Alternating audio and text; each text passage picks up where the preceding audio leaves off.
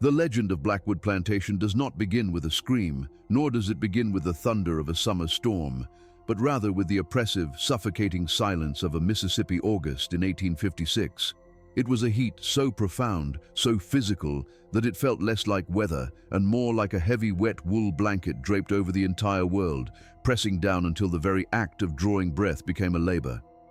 In the heart of Yazoo County, the earth itself seemed to be sweating, the red clay roads baking into cracked fissures while the air shimmered with a haze that distorted the horizon, making the endless rows of cotton look as though they were trembling in fear of the sun. This was a place where shadows offered no relief, merely a darker shade of misery, and where the nights brought not coolness, but a stagnant, mosquito-filled darkness that clung to the skin like a second layer of clothing. It was here, in this crucible of humidity and cruelty, that a story was born. A story so unsettling that for generations it was only whispered in the deepest hours of the night, spoken of by elders who refused to look toward the old plantation grounds. A tale of a grave that refused to hold its occupant, and a justice that transcended the laws of the living. To understand the horror of what occurred, one must first understand the soil from which it grew. Soil that was rich in minerals but richer still in the blood of those who tilled it. 300 acres of pristine white cotton that stood as a testament to a wealth built entirely upon the theft of human lives, owned by a woman whose heart was as dry and calculated as the ledger she kept on her desk. Margaret Sutton was a woman for whom the world existed only as a series of columns to be balanced, a rigid architecture of credits and debits where sentiment was a liability and efficiency was the only virtue worth pursuing. Having inherited the plantation upon the death of her husband in 1852, she had done what few women of her station dared to do. She took the reins of power not with a trembling hand, but with an iron grip that surprised her peers and terrified her property. She was 48 years old, a tall, severe figure, often clad in mourning black that seemed to absorb the light around her, with grey eyes that possessed the unnerving quality of polished stones, unblinking, reflective, and utterly devoid of warmth.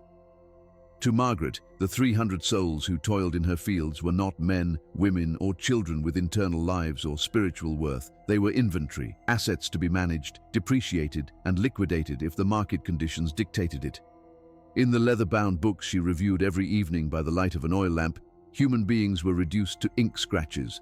A healthy buck valued at $1,200, a breeding-age wench at $900, a skilled carpenter perhaps $1,300. She knew the price of their sweat down to the fraction of a cent, calculating the cost of the cornmeal mash against the weight of the cotton bolls they picked, constantly seeking that razor-thin margin where the minimum caloric intake met the maximum physical output. It was a cold, industrial mathematics applied to flesh and blood, a philosophy that stripped the humanity from her workforce and, in doing so, slowly eroded her own, leaving behind a husk of a woman who saw the death of a worker not as a tragedy, but merely as a frustrating erasure of capital that would require an adjustment in her quarterly projections. The instrument of Margaret's will, the hammer to her anvil, was an overseer named Coleman Briggs, a man whose reputation for brutality had traveled across 3 counties like a dark cloud preceding a tornado. Standing 6 feet tall with a build that suggested the density of oak, Briggs was a creature of violence who had found a profession that not only permitted his cruelty but rewarded it with a salary of $60 a month and room and board.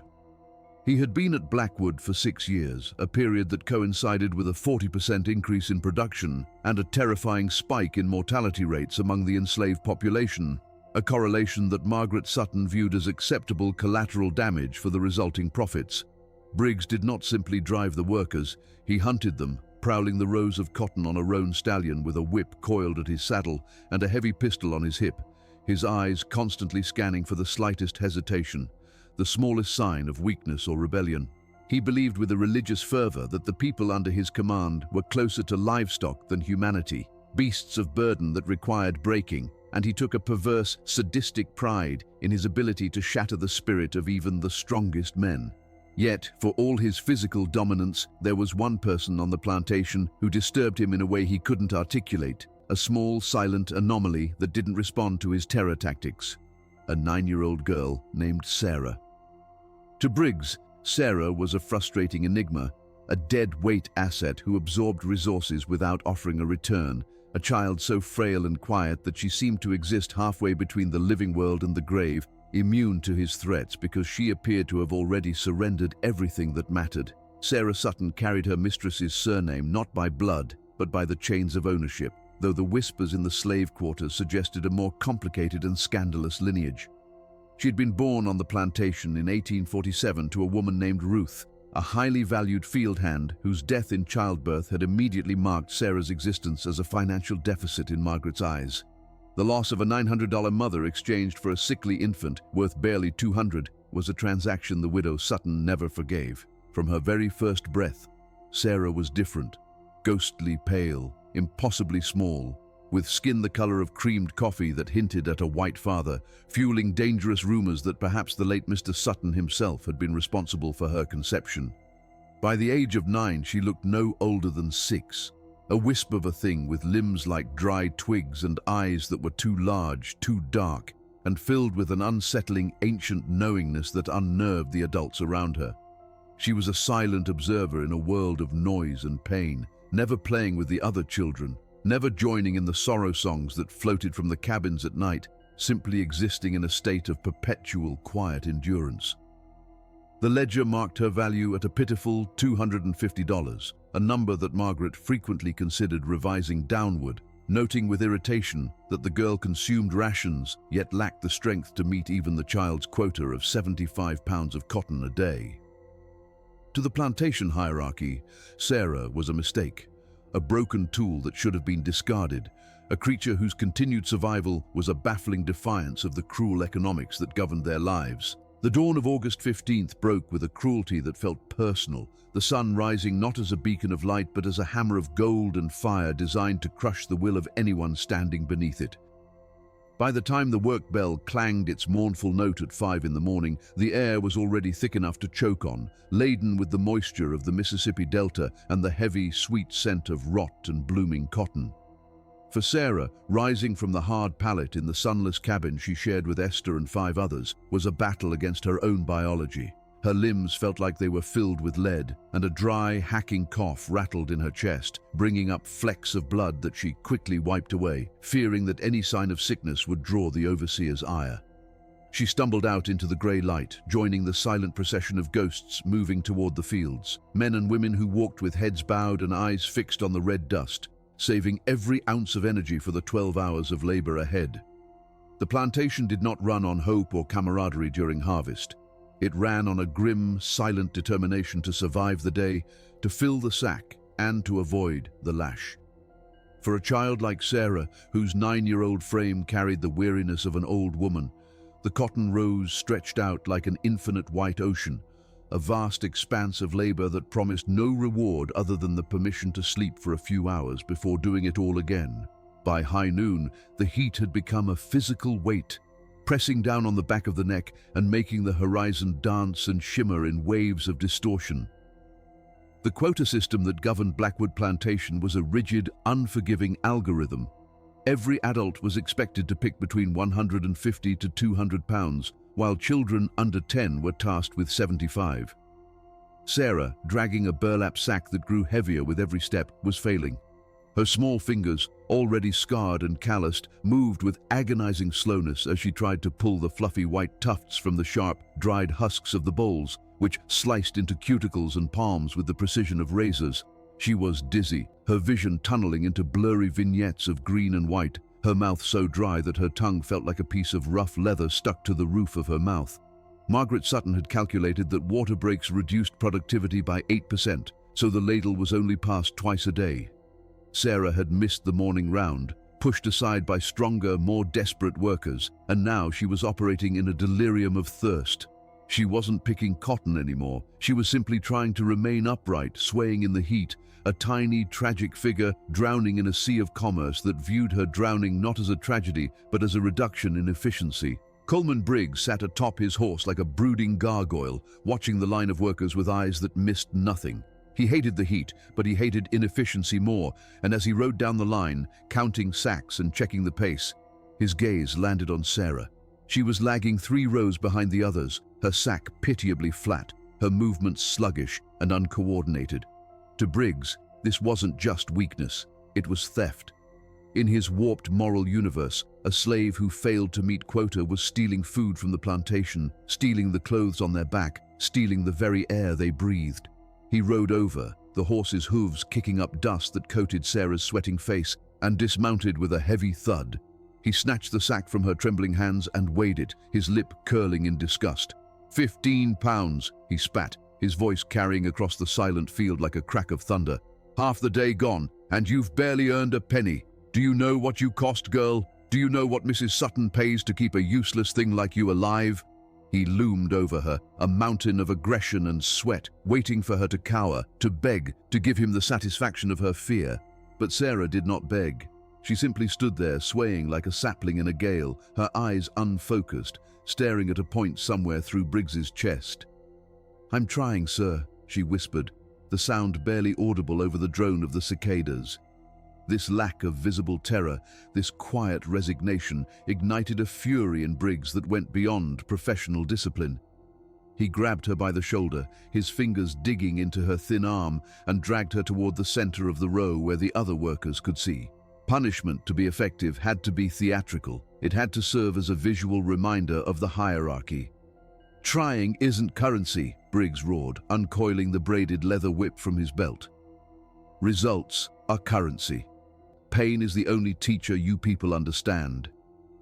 He raised his arm, the leather casting a long, sinister shadow over the girl, preparing to stripe her back as a lesson to the others about the price of sloth. Esther started to move forward from 3 rows away, a desperate cry forming in her throat. But Daniel, a young man working beside her, clamped a hand over her arm, holding her back. To intervene was to invite death. They all knew the rules. Before the whip could descend, however, the lesson ended abruptly.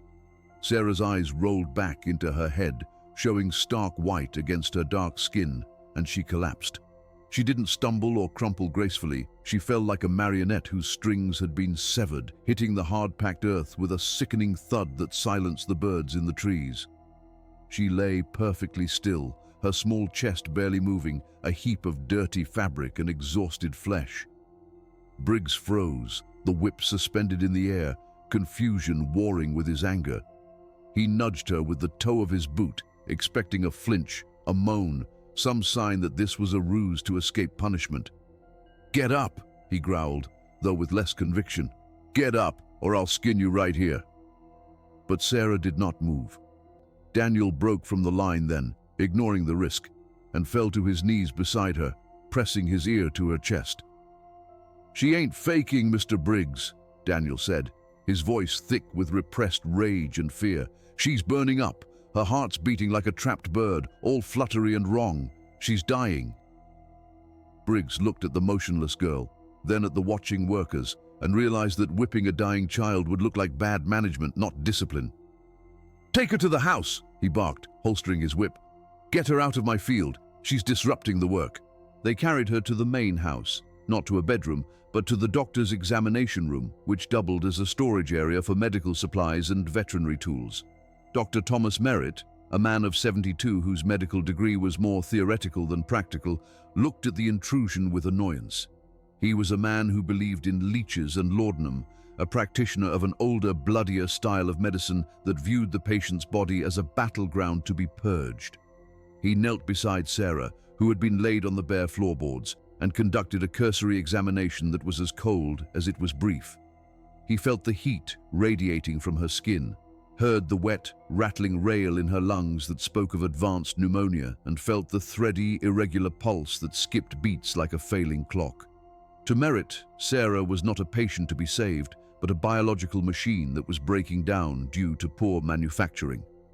He stood up, wiping his hands on a rag, and turned to Margaret Sutton, who had arrived from her study, her ledger still in hand, her face a mask of impatient calculation.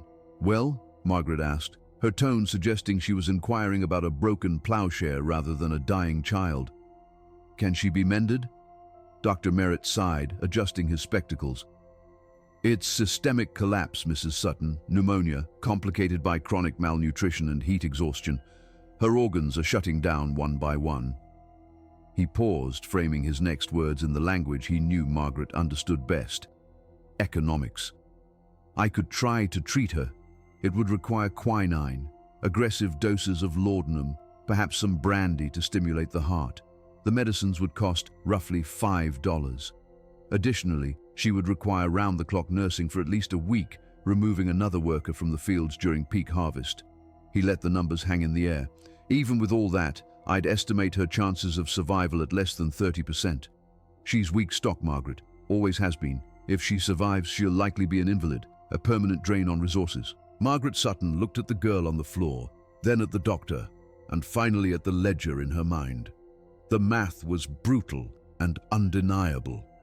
Spending $5 and losing a week of labor to save a slave worth only $250, who might die anyway, was simply bad business. It was throwing good money after bad. There was no malice in her face, only a chilling pragmatism that was far more terrifying than hatred. "Don't waste the medicine," she said, her voice steady and final. "Make her comfortable if you can, but let nature take its course. If it's God's will that she passes, then so be it. We can't fight Providence with a ledger sheet." She turned and walked back to her dinner, satisfied that she had made the rational choice, the responsible choice for the solvency of the plantation. Dr. Merritt nodded, relieved he wouldn't have to spend his evening tending to a hopeless case.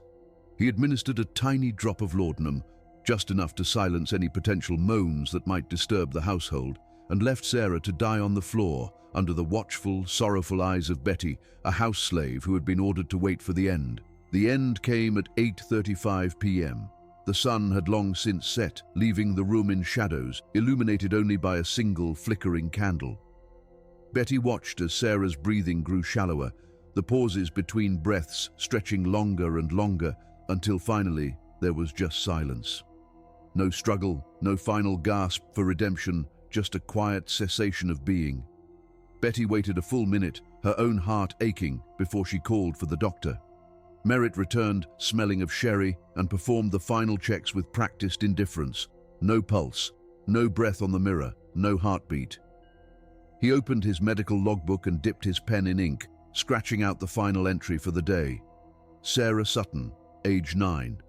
Cause of death: pneumonia, constitution failure. Time: 8:35 p.m. He signed it with a flourish, a bureaucratic period at the end of a short, painful sentence. He informed Margaret, who nodded over her roasted chicken and gave the order that would seal the horror to come. "Bury her tonight, behind the barn. No need to take up space in the proper cemetery, and do it quickly. The heat will make the body turn by morning." 2 men, James and Moses, were summoned from their rest to dig the grave. They worked by the light of a lantern, their shovels cutting into the soft, loamy soil behind the barn, a place where refuse and dead livestock were typically discarded. It was the final insult in a life full of them. They dug a hole 4 feet deep, deep enough to keep the scavengers out, but shallow enough to be finished quickly. There was no coffin, no pine box to hold the small body. They simply wrapped Sarah in a sheet of rough canvas used for baling cotton and lowered her into the dark earth. Moses whispered a quick prayer, asking Jesus to catch this little bird, while James shoveled the dirt back in, the sound of soil hitting canvas echoing in the stillness. By 10 p.m., the ground was flat again, the only marker a slight disturbance in the earth. Sarah Sutton was gone, erased from the world of the living, buried in an unmarked grave while the plantation slept, unaware that the earth does not always keep what it is given, and that some debts are too heavy to be settled by dying. The days that followed Sarah's burial were marked by a terrifying normalcy, a seamless return to the grinding routine of production that illustrated just how insignificant a single life was in the grand calculus of the plantation. The sun rose and set with mechanical indifference. The bell rang its harsh command across the fields. The cotton continued to burst from its bowls, demanding to be picked. To Margaret Sutton, the incident was closed, a minor fiscal adjustment that had been logged, processed, and filed away. She sat at her mahogany desk, dipping her pen into the inkwell, and drew a single, clean line through Sarah's entry in the ledger, noting the loss of asset value as a tax write-off for the upcoming quarter. There was no funeral service, no pause in the labor, no moment of silence to mark the passing of the child. The grave behind the barn, a mound of fresh red dirt, began to settle under the intense heat, baking into a hard crust that looked as though it had been there for years rather than hours. The plantation swallowed the event whole, digesting the tragedy without a hiccup, proving that in this world, death was not an interruption of business, but merely a cost of doing it. Yet, beneath the veneer of routine, a heavy silence hung over the slave quarters, a stifled grief that felt like the pressure before a thunderstorm.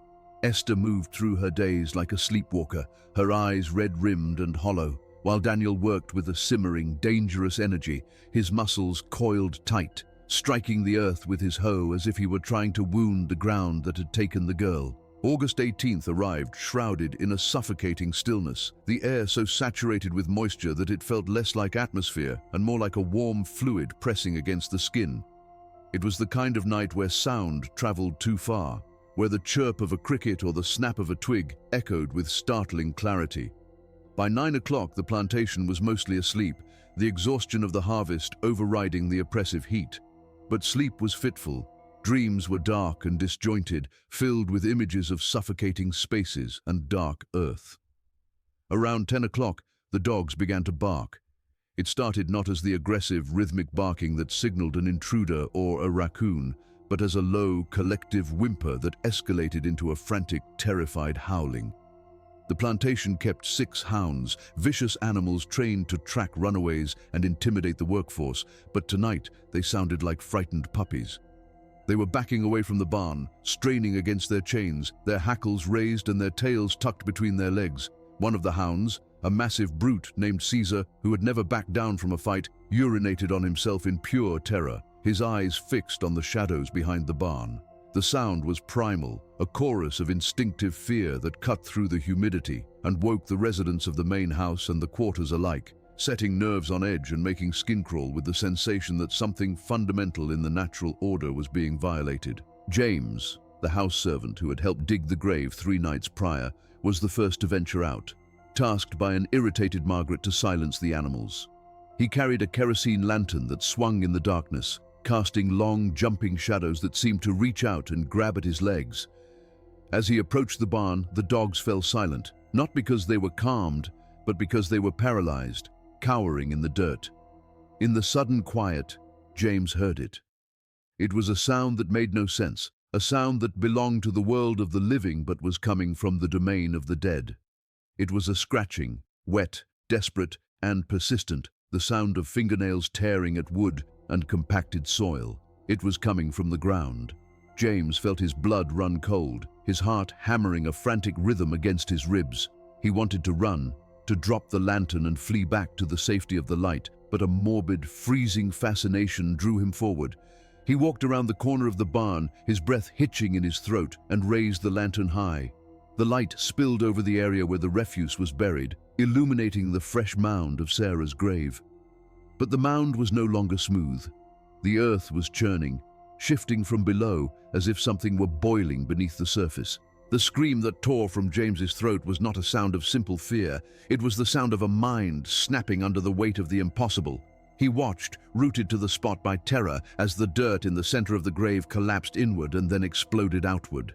A hand thrust up from the soil, a small, pale hand, the fingers tipped with dirt and blood, grasping at the night air like a drowning sailor reaching for a lifeline. It was followed by a wrist, then a forearm, thin and fragile, straining against the weight of the earth. James fell backward, dropping the lantern, the glass shattering and spilling flaming kerosene into the dirt, creating a flickering, hellish campfire that illuminated the scene in stark relief. The hand was joined by another, and together they clawed at the edges of the hole, pulling a body up from the depths.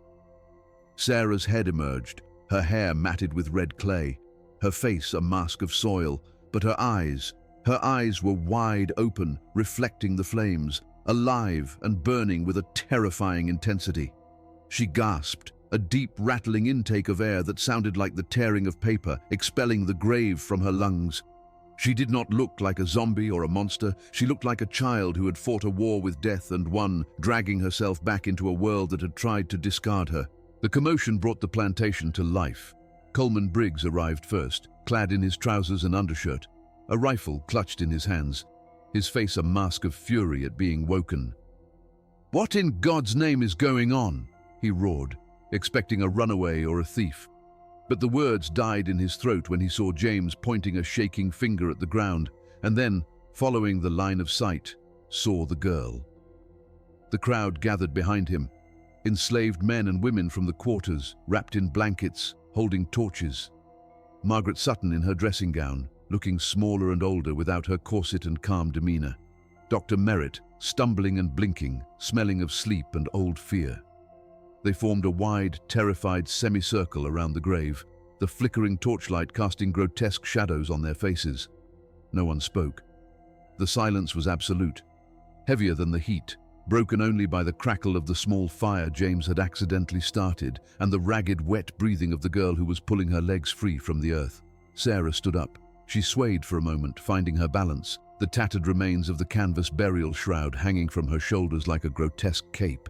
She was covered in filth, her skin bruised and battered from the struggle, but she was undeniably, impossibly standing. Dr. Merritt was the first to break the tableau, driven by a professional confusion that overrode his terror.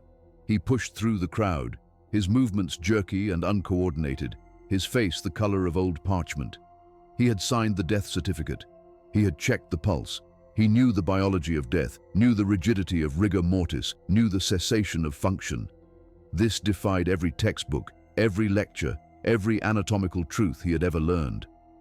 This cannot be, he stammered, his voice trembling. He reached out a hand, then pulled it back, as if afraid she might burn him. I pronounced you. You were cold. There was no heartbeat. He looked at Margaret, pleading for an explanation that would restore sanity to the world. She was dead, Margaret. I swear it on my mother's Bible. She was dead for 3 days. Sarah turned her head slowly to look at the doctor. Her movement was fluid, lacking the stiffness one would expect from a corpse. She reached up and wiped a streak of mud from her cheek, her eyes never leaving his. You weren't wrong, doctor, she said. Her voice was rough, like gravel grinding together, scraped raw by the dirt she had swallowed, but it carried a resonance that chilled everyone who heard it. I was dead. I went away, and then I came back. Margaret Sutton stepped forward, her instinct for control kicking in even as her mind reeled. She was a woman who ordered the world to her liking, and this resurrection was a disorder she could not abide. This is a trick, she announced, though her voice lacked its usual steel. A mistake. She was in a coma, a deep sleep. You buried her alive, you fools. She glared at Briggs and the gravediggers, seeking a scapegoat, someone to blame for this nightmare. You didn't check properly.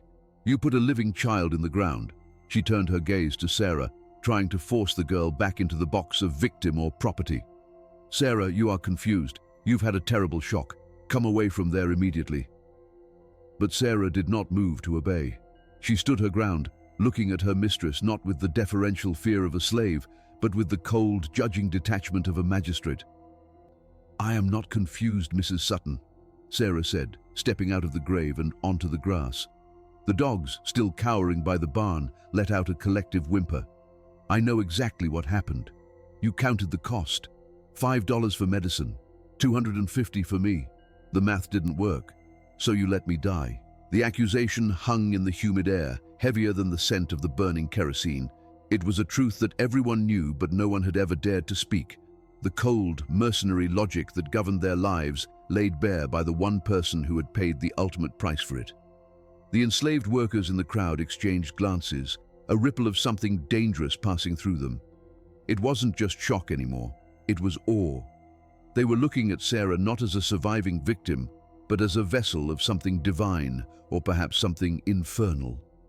She had crossed the River Jordan and swum back against the current. Briggs sensed this shift in the atmosphere, felt the authority draining out of the white overseers and flowing toward the small, dirty girl. His reaction was predictable: violence. He raised his rifle, leveling it at Sarah's chest. "That's enough," he barked, though his hands were shaking so bad the barrel wavered. "You're a demon, that's what you are. A haint, and I won't have it on this land." He pulled the trigger. The crack of the rifle was deafening, a sharp punctuation mark in the night.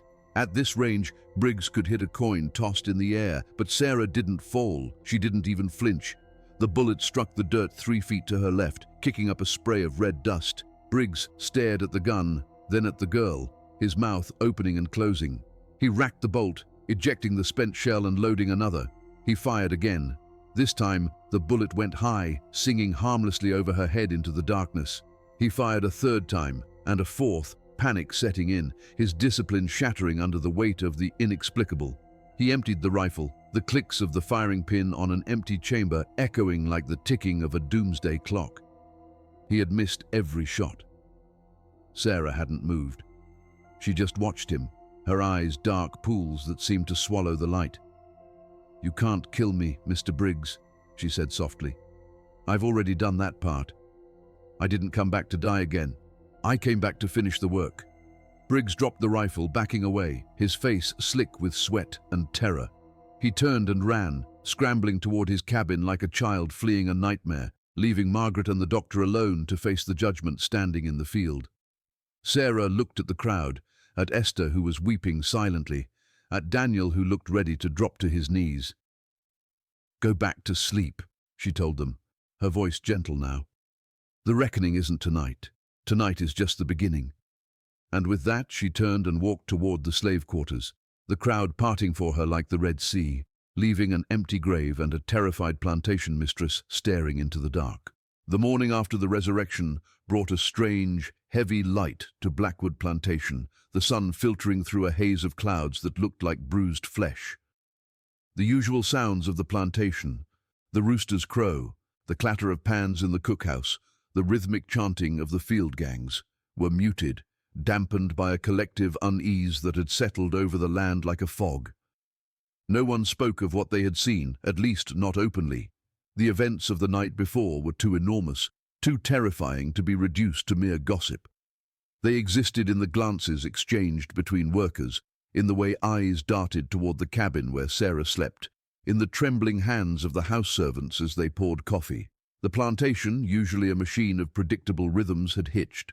The gear of reality had slipped a tooth. Margaret Sutton sat in her study, the ledger open before her, but the numbers refused to make sense. They swam on the page, the neat columns of profit and loss blurring into incoherent scribbles. She had not slept. Every time she closed her eyes, she saw the girl rising from the earth, heard the accusation that stripped her of her justifications. She was a woman who prided herself on rationality, on the mastery of her domain, but now she felt the reins slipping from her hands, replaced by a cold dread that she couldn't calculate away. She summoned Dr. Merritt and Coleman Briggs to her study at 7 o'clock, needing to re-establish the narrative, to force the world back into a shape she recognized. The meeting was a tableau of fractured authority. Briggs looked like a haunted man. He sat facing the door, his hand never straying far from the pistol on his hip, his eyes bloodshot and restless. The swagger was gone, replaced by the jumpy paranoia of prey. Dr. Merritt was worse. He was a man whose entire professional identity had been dismantled. He kept rubbing his hands together as if trying to wash off the grave dirt, muttering about catalepsy and suspended animation, clinging to medical jargon like a drowning man to driftwood. "It has to be a misdiagnosis," he kept saying, his voice thin and reedy. "A rare case. The literature speaks of it. The Lazarus syndrome. We must be scientific about this, Margaret." But his eyes betrayed him. They held the same fear that Margaret felt in her own gut, the knowledge that science had left the building the moment that dirt began to move. Margaret listened, her face a mask of steely resolve that hid the crumbling foundation beneath. "We will stick to the story," she commanded, her voice cutting through their panic. "Sarah was sick. She fell into a deep coma. We made a mistake in our haste. She woke up. That is all. There are no ghosts at Blackwood. There is no retribution. Just a mistake." They agreed, nodding like bobbleheads, desperate for her version of reality to be true. But reality at Blackwood was no longer theirs to define. When Sarah emerged from Esther's cabin later that morning, the plantation held its breath. She had washed the grave soil from her skin and hair and dressed in fresh clothes provided by the other women. Physically, she looked like herself, a small, frail 9-year-old girl. But the atmosphere around her was charged, radioactive. As she walked toward the main house, summoned by Margaret, the natural world seemed to recoil. The plantation dogs, usually aggressive sentinels, whined and slunk under the porch, refusing to come out even when Briggs kicked at them. A pair of carriage horses tethered near the front gate reared and screamed as she passed, their eyes rolling in terror, requiring two stable hands to restrain them. The birds in the oak trees fell silent. It was as if she carried a bubble of silence and wrongness with her, a disruption in the fabric of life that animals sensed instinctively. The enslaved workers watched her pass with a mixture of reverence and terror. Some touched their foreheads, others made signs against evil, but all of them stopped working. For the first time in the plantation's history, the cotton remained unpicked while the overseer did nothing to correct it. Sarah entered the study without knocking. She stood before Margaret's desk, small and still, while the three adults, the mistress, the doctor, the enforcer, sat in their chairs, a tribunal that had lost its power. Margaret tried to speak, to muster the voice of the owner, but the words felt hollow. "Sarah," she began, "we have discussed your situation. We are willing to overlook your outburst last night. You were confused. Trauma does strange things to the mind." She pushed a glass of water across the desk, a peace offering that felt more like a bribe. "You will be given light duties for a week to recover. Then you will return to the fields. We will speak no more of graves or death. Do you understand?" It was a reasonable offer, a generous one by the standards of slavery, designed to normalize the anomaly. Sarah looked at the water, then at Margaret, her gaze stripping away the pretense. "I don't need your water, Mrs. Sutton," she said quietly. "And I don't need your permission to rest. I'm not here to work anymore. I'm here to wait." "Wait for what?" Briggs snapped, his fear making him aggressive. "You think because you crawled out of a hole you run this place? You're still property. You're still a nigger." He used the slur like a weapon, trying to beat her back into submission with hate. Sarah turned her eyes to him, and Briggs flinched, his hand jerking toward his gun. "I am waiting for the balance," she said. "The ledger must be balanced, Mr. Briggs. You know that. Mrs. Sutton taught us that. Everything has a cost. Every action has a price. You've been taking and taking for years, consuming lives like they were firewood. Now the bill is due." She looked at Dr. Merritt. "You watched me die. You saw the fluid in my lungs, the failure of my heart. You knew the medicine would save me. But you let her decide my life was worth less than $5. You signed your name to it." Merritt trembled, unable to meet her gaze. I followed protocol," he whispered. "I did what was practical." Sarah nodded slowly. "Practicality," she repeated. "That's a heavy word to carry into the dark, Doctor. It offers no light when the candle goes out." Sarah turned and left the room, leaving a silence so profound it felt like a physical weight. The days that followed were a slow-motion collapse of the plantation's order. Sarah did not work. She sat on the porch of her cabin, watching the big house, watching the fields, simply existing. And yet, the plantation began to die around her. The spot where she had been buried remained barren, a patch of red earth that refused to accept rain or seed. But the blight spread. The cotton in the fields nearest the quarters began to wither, the bolls turning black and rotting on the stem overnight, releasing a stench of decay that permeated the air. The well water, sweet and cool for decades, turned brackish and foul, tasting of copper and blood. Tools broke in the hands of the workers, hoe handles snapping, plowshares cracking, wagon wheels shattering without cause. It was a plague of small failures, an accumulation of bad luck that felt directed, intelligent, and then the sickness started. It began with Dr. Merritt. 2 days after the meeting, he developed a cough. It was a dry, hacking sound that echoed through the halls of the main house. He diagnosed himself with a summer cold, taking spoonfuls of his own syrup, but the cough deepened, becoming wet and rattling. By the 3rd day, he was bedridden, his skin burning with fever, his lungs filling with fluid. He lay in his room, gasping for air, recognizing with a terrifying clarity the exact symptoms that had killed Sarah. He was drowning in his own body. Margaret sat by his bedside, watching her friend and employee disintegrate, terrified because she knew this wasn't contagion. It was reflection. He was dying her death, the death she had sanctioned. Briggs was next.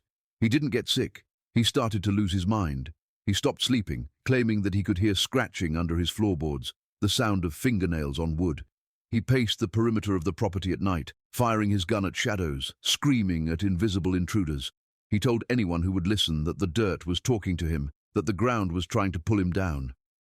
The workers watched this disintegration with a grim satisfaction. They worked the fields, but their pace had slowed. The whip no longer cracked because the man holding it was too busy fighting ghosts. Margaret Sutton watched her empire crumble. She tried to maintain order, shouting commands that were ignored, writing in ledgers that no longer mattered. She felt the gaze of the girl on her at all times, a pressure on the back of her neck. She knew, with the certainty of the damned, that she was the final target. The doctor was the instrument, the overseer was the enforcer, but she was the architect. She was the one who had reduced a human soul to a dollar amount. One evening, as the sun set in a bloody streak across the sky, she looked out her window and saw Sarah standing in the yard, looking up at her. The girl didn't speak, didn't move, but the message was clear. The interest had accrued. The debt was being called in, and there was no bankruptcy court in this world or the next that could discharge it.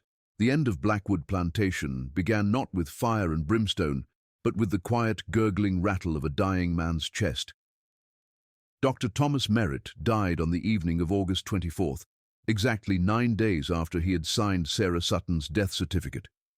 His passing was a grotesque mirror image of the girl's demise, a symphony of suffering played out in the crisp linen sheets of a guest room in the main house. For 3 days, he had drowned in his own fluids, his lungs filling with the same relentless liquid that had claimed the child he refused to save. Margaret stood by his bedside, helpless, watching the light fade from his eyes. She had offered him the best medicine money could buy, expensive brandy, imported laudanum, clean oxygen, but none of it mattered. The disease was not biological, it was karmic. At exactly 8:35 p.m., the precise minute he had recorded Sarah's death, Merritt's eyes rolled back, and his heart gave a final, stuttering beat before stopping. There was no peace on his face, only a frozen mask of realization. He had died of economy, his life extinguished by the very pragmatism he had wielded like a shield. Margaret covered his face with the sheet, her hands trembling. She checked his pockets and found $5 in gold coin, the exact price of the medicine he had deemed too expensive. The irony was sharp enough to draw blood. If Merritt's death was a quiet tragedy, Coleman Briggs's end was a violent reckoning. The overseer had unraveled completely, his mind consumed by the red dirt of the Delta. On the night following the doctor's death, a storm finally broke over the plantation, a torrential downpour that turned the fields into a quagmire of mud. Briggs was seen running into the cotton rows, screaming at the thunder, firing his pistols into the weeping earth. He believed the ground was alive, that the furrows were mouths trying to swallow him whole. The workers in the cabins locked their doors and covered their ears, listening to the ravings of the man who had tormented them for years. Sometime after midnight, the screaming stopped. When the sun rose, the field hands found him.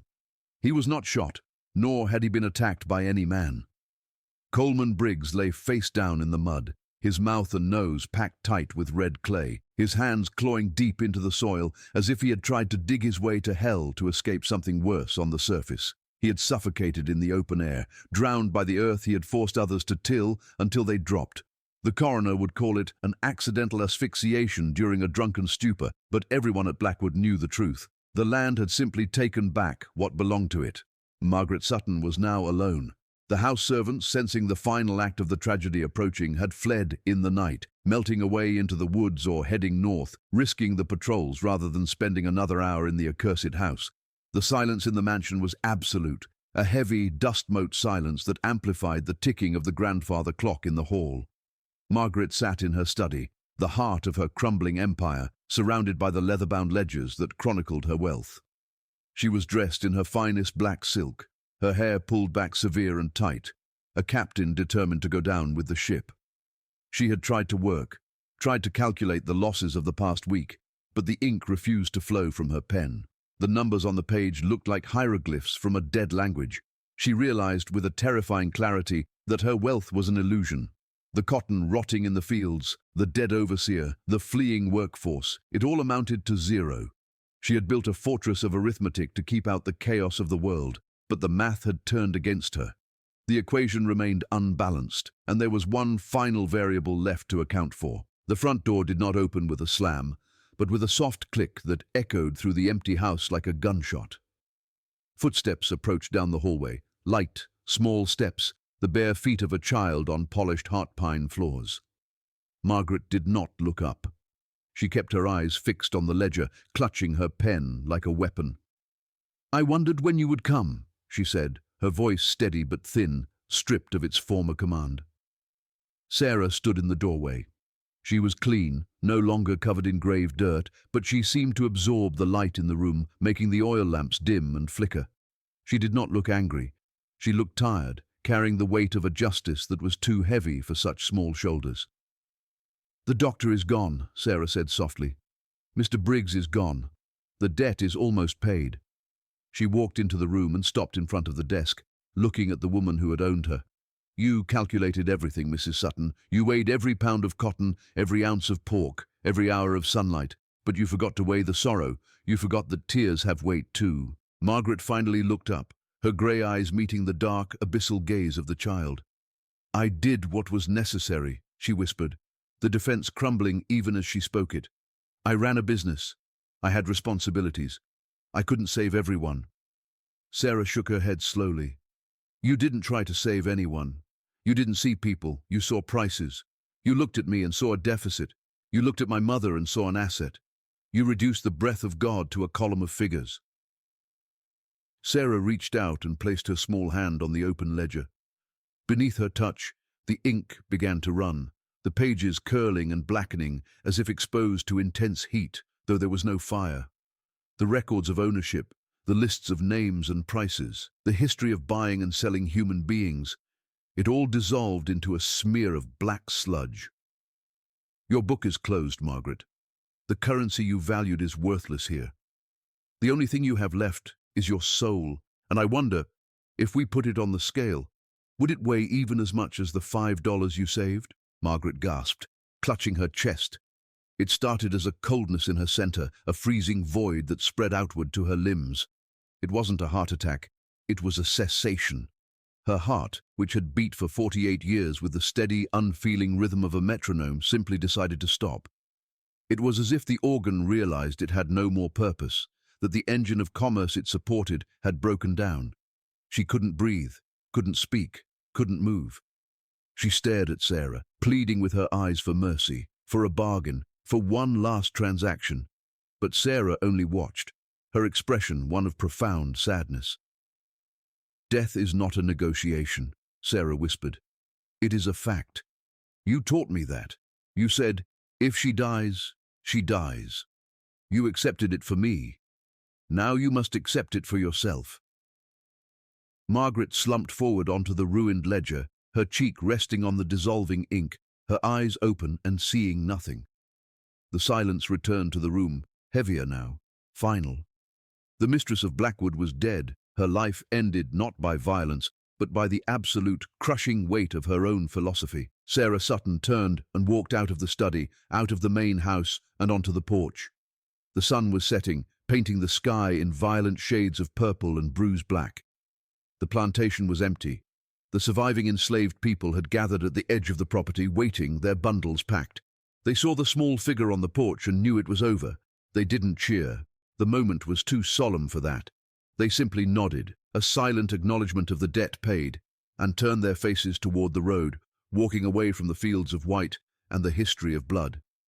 Sarah did not go with them. She walked down the steps and headed toward the family cemetery, the one with the iron gate and the marble headstones where she had been forbidden to lie. She walked past it toward the woods, her small form growing indistinct in the twilight. Some say she dissolved into mist. Others say she simply walked until she wasn't there anymore, stepping back across the threshold she had violated. She had been a correction, a glitch in the cruel system of the world that had righted itself, and now that the balance was restored, she was no longer needed. Blackwood Plantation fell into ruin with a speed that defied nature. The house stood empty for decades, avoided by looters and squatters alike. Locals claimed that if you stepped onto the property, the temperature would drop 20 degrees, and you would hear the sound of a ledger closing, a heavy final thud. The cotton fields were reclaimed by the forest, choked by kudzu and brambles, erasing the rows where men and women had bled. The grave behind the barn remained, a sunken depression in the earth that nothing would grow over, a scar on the land that refused to heal. The story of Sarah Sutton was whispered in Yazoo County for 100 years, a warning to those who would value gold over life. It became a ghost story, a legend, a myth. But every now and then, when the August heat is at its worst and the air is thick enough to drown in.